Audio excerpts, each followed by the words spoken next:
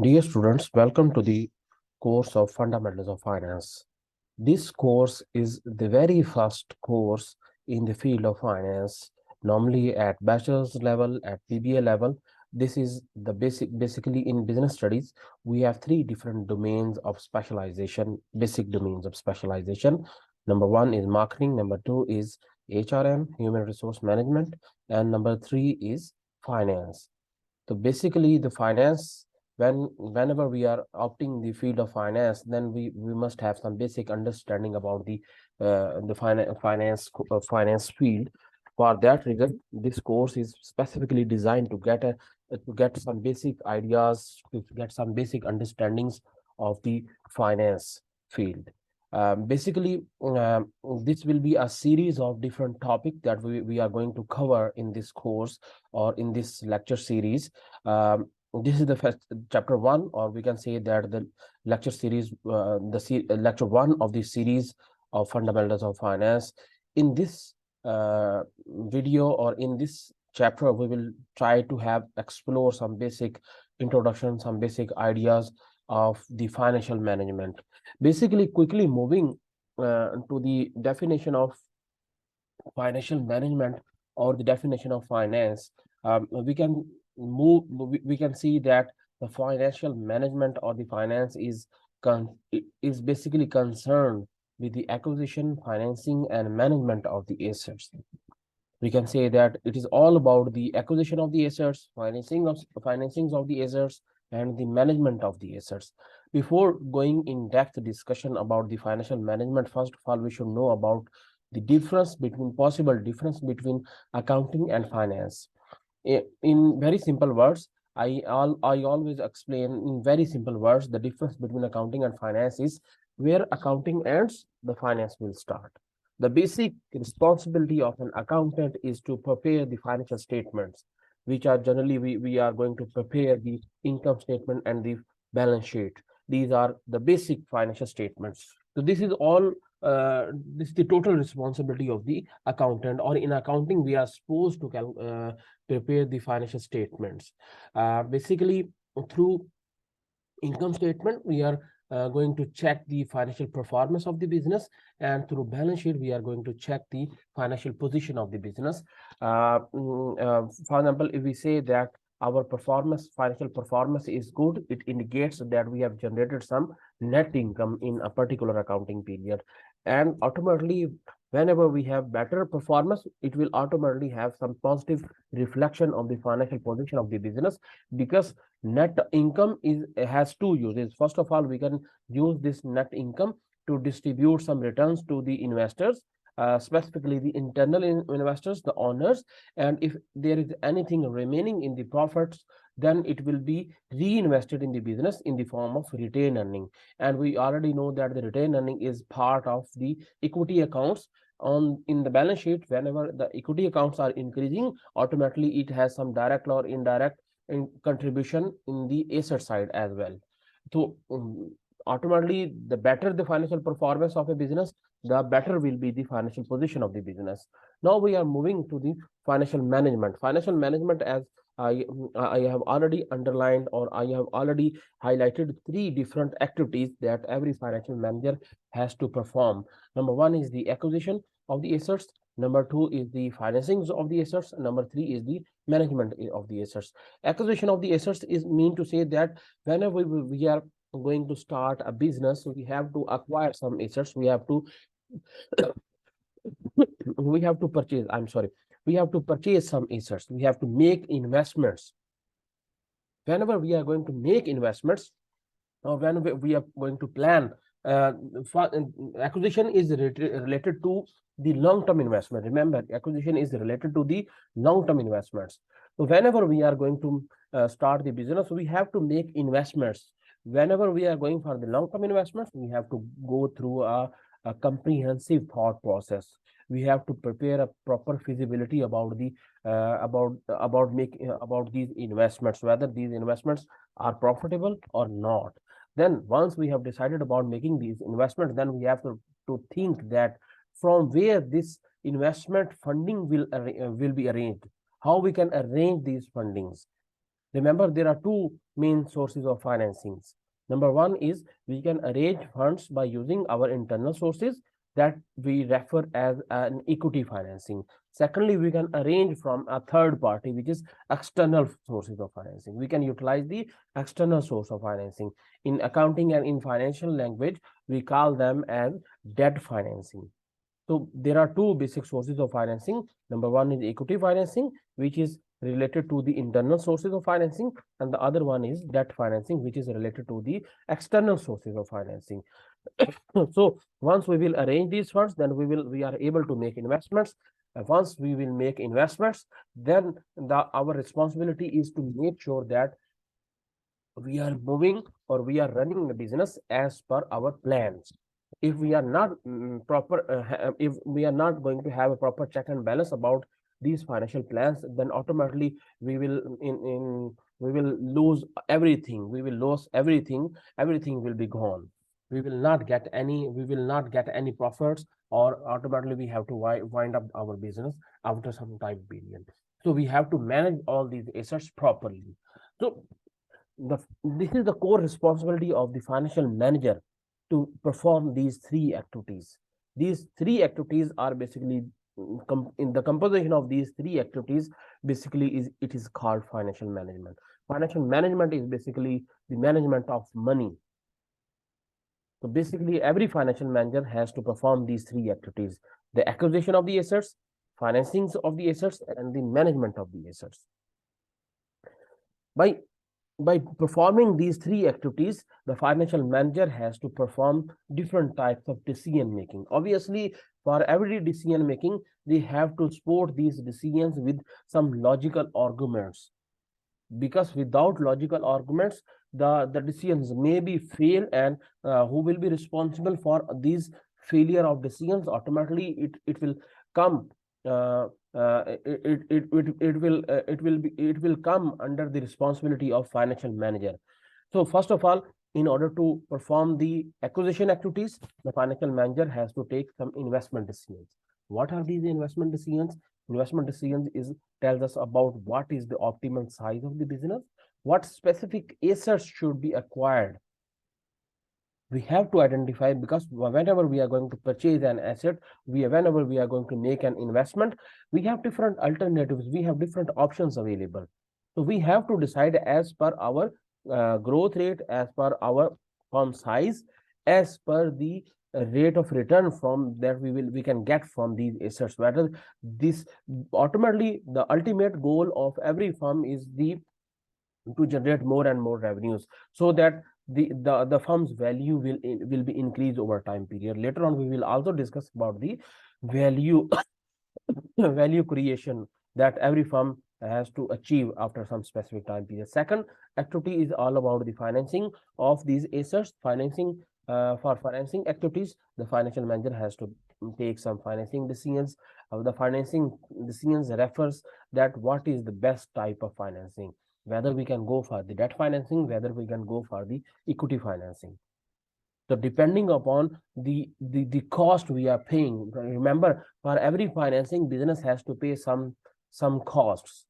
So we have to decide, being a financial manager, we have to decide what is the cheaper source of financing.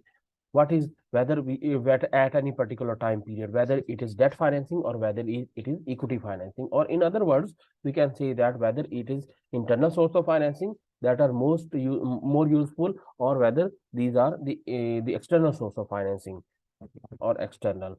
We have to also decide about the what is the best financing mix, what is the best capital structure, whether how much we are going to arrange from the internal sources and how much we are going to arrange from the external sources. Then the third activity about the management of the assets. For that activity, we name this activity as the financial manager has to take some asset management decisions. How efficiently the business can utilize the existing assets. How do we manage existing assets efficiently to generate more and more revenues from these assets? Because if we are not utilizing the assets, automatically we are not getting maximum from this investment. Greater emphasis on the current assets management than fixed assets management. Remember, These three decisions have direct or indirect impact on the financials of or the on the financial statements of every business. Normally, generally speaking, the investment decisions directly affect the fixed assets of the firm. Fixed assets side, a fixed asset portion of the balance sheet of every particular firm. Financing decisions is all about the long-term financing. Normally, we refer them as a long-term financing. Then it will affect the long-term liabilities and equity side of the balance sheet of any particular firm. And the asset management decisions are basically refer to they are going to have an impact on the short-term portion of the balance sheet. Short-term portion of every company is the current assets, is the composition of current assets and the current liabilities. So there are five different portions of every balance sheet of every firm or every company. And number one is the current assets, fixed assets, current liabilities, long-term liabilities, and owner's equity. Current assets and current liabilities are the short-term portion of the balance sheet, which are being affected directly by asset management decisions. And the fixed assets are directly affected due to the investment decisions, and long-term liabilities and owner's equity are being affected due to financing decisions. So all those decisions have an impact on the balance sheet of every particular firm. Ultimately, if the balance sheet is being affected, then the performance will also be affected. Now, the second basic introduction we must know before moving uh, to the core topics of the financial management or the fundamentals of finance course, we should have to we need to understand about the basic goal of every firm. From the finance point of view or from the financial management point of view, it is the core responsibility of the financial manager to create value of the firm. Value creation is the main goal of every firm. Main goal of what is value creation? Value creation is the worth of the company in the eye of investors. From the company perspective, from the investors perspective, we have to understand from the finance point of view. We can say that the value creation is the ultimately goal of every firm. How much the investors are looking at the firm's shares. Remember, the shares prices automatically, the value of the firm is being reflected on the company's share prices. We know that the market price of every company's shares, common stock, are actually determined due to the forces of demand and supply. And we demand and supply, it means that higher the demand of any particular company, higher will be the value of market price of that company, higher will be the value of that particular company's shares. And lower the market demand, the price will become lower and lower, then the value of that particular firm is being decreased. Now, how we can increase the value in the eye of investors? Then automatically, being a layman, whenever we are going to make any investment in any particular company's shares, we definitely look at the profits of that company over different time periods, historical profits. A company who is generating more and more profit, ultimately we will try to make investment in that company with the motive that the company will definitely, if company is generating more and more profits, then ultimately the company will pay back more and more in future. So all the investors will try to purchase the shares of the company. Whenever more and more investors are going to purchase the shares of any particular company, the demand of company's shares will increase. Whenever the demand will increase, automatically the value of that company's shares will be increased. This will ultimately increase the value creation of that particular. This will ultimately achieve the value creation goal of the firm. So value creation is directly linked with the profit maximization. Now, how we can maximize the profit? There are two ways through which we can maximize the profit. We can either maximize profits through by increasing revenues, or we can increase the profits by decreasing the costs. So we can work on these two aspects. By increasing revenues or by decreasing cost, we can maximize the profit. Once we will maximize the profit, then we can create more and more value of the firm.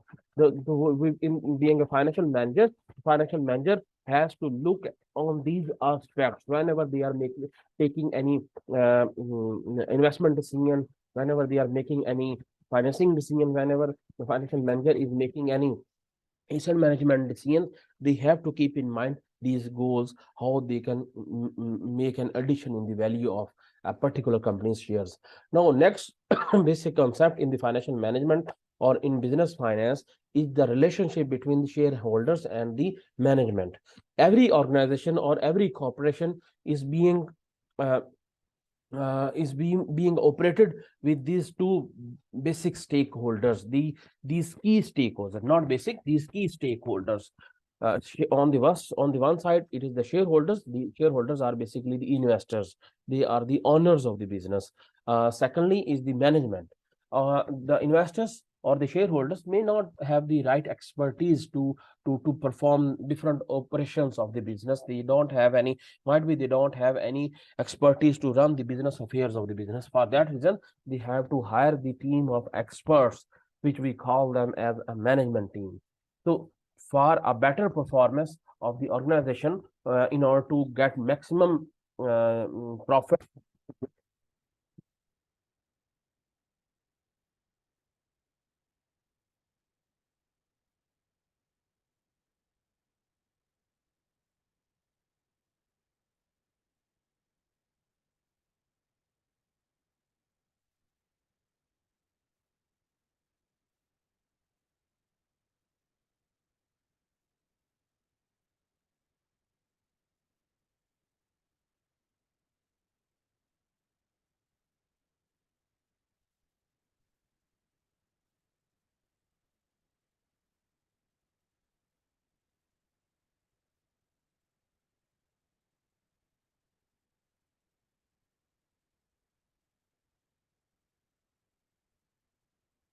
In case of the shareholder and management, ultimately there are some conflicts.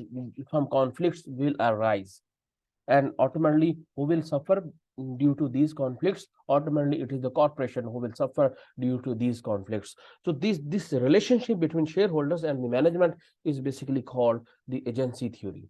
So agency theory, basically the management acts as an agent for the owners, which are the shareholders of the firm. So their relationship is basically the agency theory in every organization. And due to the clash of interest between agents and principal, the agency conflicts may arise. And due to these agency conflicts, the cost which the company has to face, we will have to bear, or in order to resolve these conflicts, the cost the company is paying is the agency cost. So we have to make sure, being a financial manager, we have to make sure we have to work as per the direction of the shareholders and the top manager. It is the responsibility of the top manager to keep in mind the basic goals of the firm, or to work as per the directions of their principles. Now, next come is the corporate social responsibility. Corporate social responsibility refers to that wealth maximization does not prevent a firm from being socially responsible at corporate level. What does it mean? It means that it is the social responsibility of every organization to give something back to the society, because they are using a lot of resources for free of cost, like air, like oxygen, like water, like the environment, like the atmosphere. Everything they are using free of cost.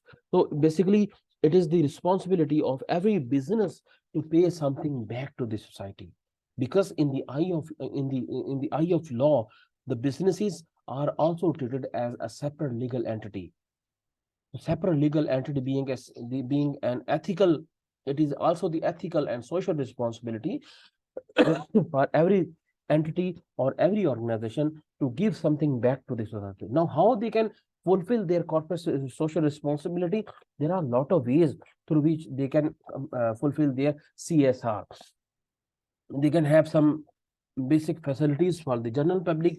They can have some water filtration plant. They can give scholarships to the students. They can give they can sponsor some sports activities or healthy activities. They can support some educational activities. They can make contribution in the poverty reduction of any society. So these are their social responsibilities.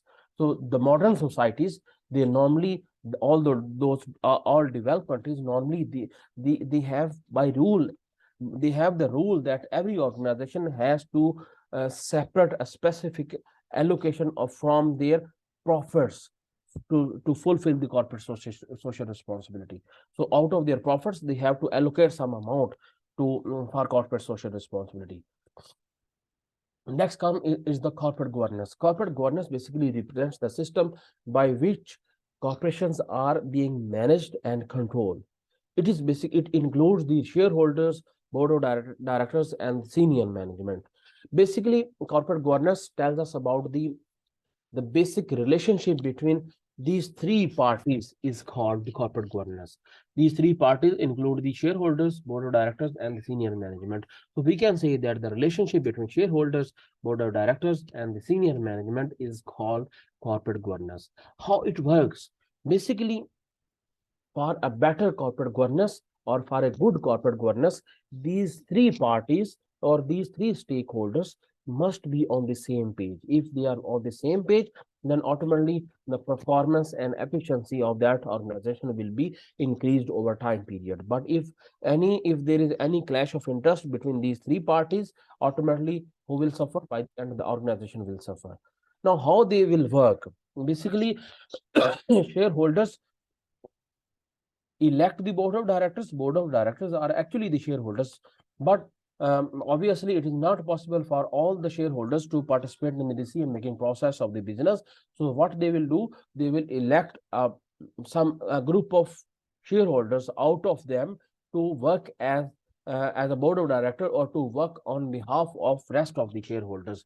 They actually give powers to the board of directors to perform business activities on their behalf. And these board of directors will elect a president, which we normally call as the chief executive officer. These two levels, or these are the levels, these up till that they are the owners of the business, they are the basic investors of the business. Now what they will do, they will hire a operational team to run the management team to run the specific business related activities. For example, for operation related activities, they can hire an experts in operations, which they name as chief executive vice president operations. For in order to deal with the HR activities, they may hire executive vice president HR. Then for finance related activities, they will hire the executive vice president finance, which we normally name as CFO, Chief Financial Officer. For marketing activities, they will hire as Executive Vice President Marketing. For HR or research and development activities, they may hire Executive Vice President R&D. And as we are concerned with the finance team under the CFO, as we know that there are the financial management and the accounting, these two fields are interlinked, where accounting and finance will start. Basically, the financial manager or the finance officer will get the support from the accounting department. So firstly, it will start from the accountant. Accountant will prepare the financial statements and a report. They will present the report to the finance manager, and the finance manager will then analyze and forecast and make financial decision making based upon these accounting records, and they will make a comprehensive financial policy of the company, and then it will present to the finance officer, which is CFO, Chief Financial Officer.